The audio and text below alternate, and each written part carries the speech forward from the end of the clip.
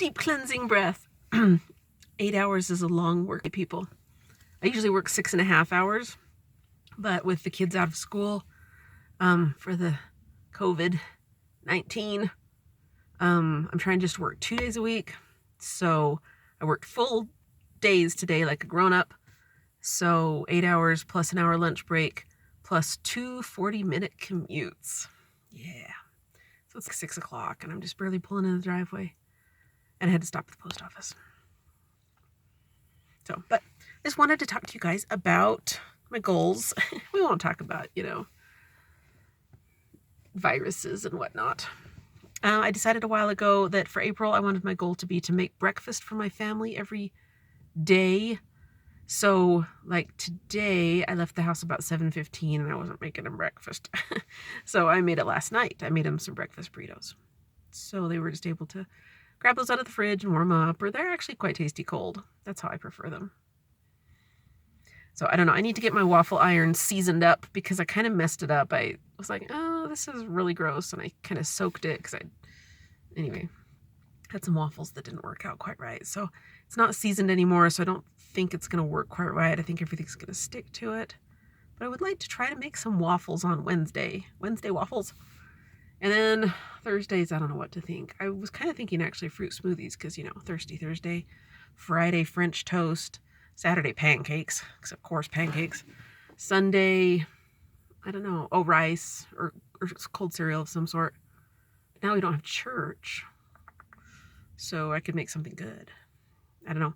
Anyway, whatever. That's the plan. Monday muffins, Tuesday toast. Maybe like eggy toast. I made some eggy bagels that were quite tasty. That's what my friends in England call them, eggy bread. So I guess that's kind of the same thing as French toast, or you can do the one-eyed sailors, where you put the egg inside the little bread hole. Yes, very silly. Okay, now, as promised, we're going to talk about prepping a little bit. So these are my cards. Remember my cards? They have lipstick on them. So disgusting. They've been in my purse for a long time. I know I made them at least 10 years ago. So Marilyn Darling asked where I got these numbers. So basically what I did was I did some research and I looked into how much food you need per person for an entire year of each type of food. So for example, and then I've broken it down into months because you can't buy all this stuff at once. You go nuts. But I want you guys to buy stuff. I want you to be prepared. I don't want this toilet paper thing to happen again. Or baby thermometers. We're trying to buy baby thermometers for the calves because we need to take their little temperatures in their little bottoms. And there are no baby thermometers. So who knows how the calves are doing? Do they have an infection? I don't know. Anyway, John said he might still have one, but I end up washing a lot of baby thermometers because he forgets to take them out of his pocket. They're like $3 a piece, so I mean, it's okay, but there are none.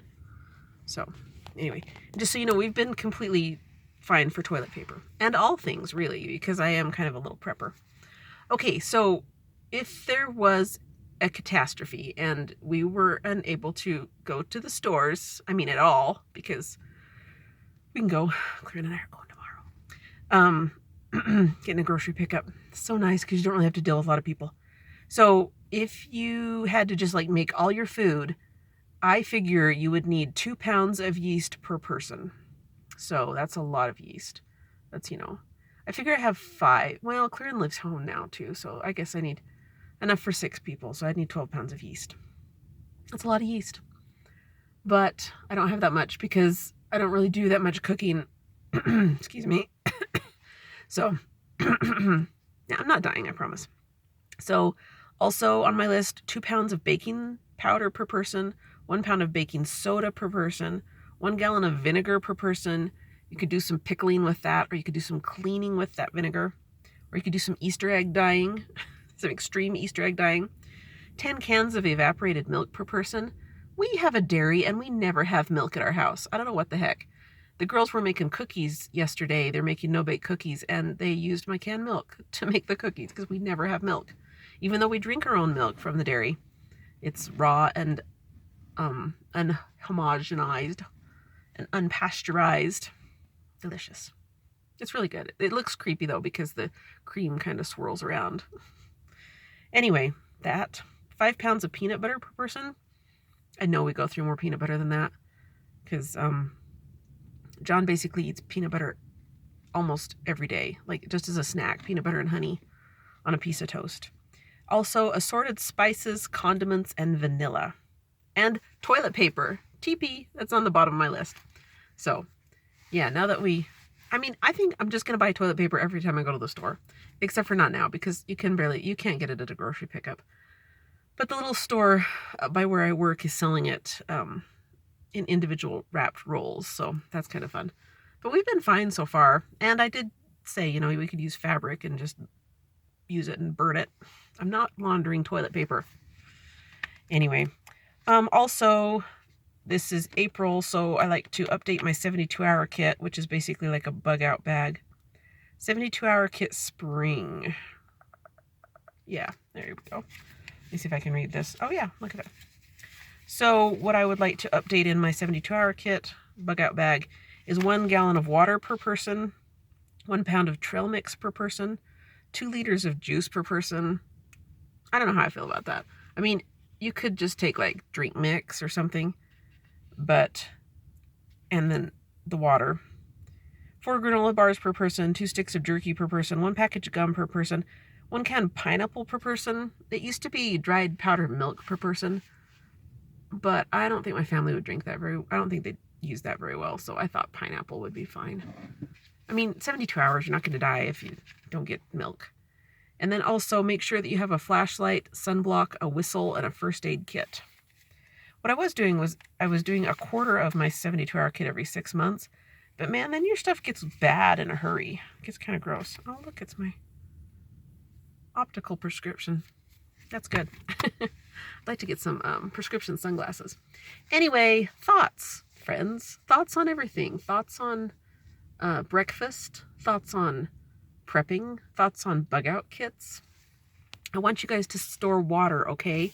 Because if it hits the fan or it comes to a grinding halt, life, you're going to need water for toilet flushing. So I like to put it in my used bleach bottles. I like to put water in my used detergent bottles. I like to put it in my large soap refill containers. And you could just use that water for whatever. And I like to put water in my glass mason jars that are empty. So there's that. And then I like to store water that is easily drinkable. So bottled water, just commercially bottled water. But somewhere between 14 and 28 gallons per person is what you need before it starts going bad on you. But you can flush the toilet with any water. I mean, it doesn't really matter. And you probably have to only flush it every couple of times the toilet is used. Maybe you'll start going outside like a little animal. Just kidding. Okay, that's all I can think to tell you. But I wanted to upload this video on, what is today? 7th? I wanted to upload it on the 4th, so we might get a couple of Kara videos in a row. One will be an old one from the archives. Anyway, take care, you guys. I hope you're doing well. Let me know. I love you all. I really do. See ya. Bye.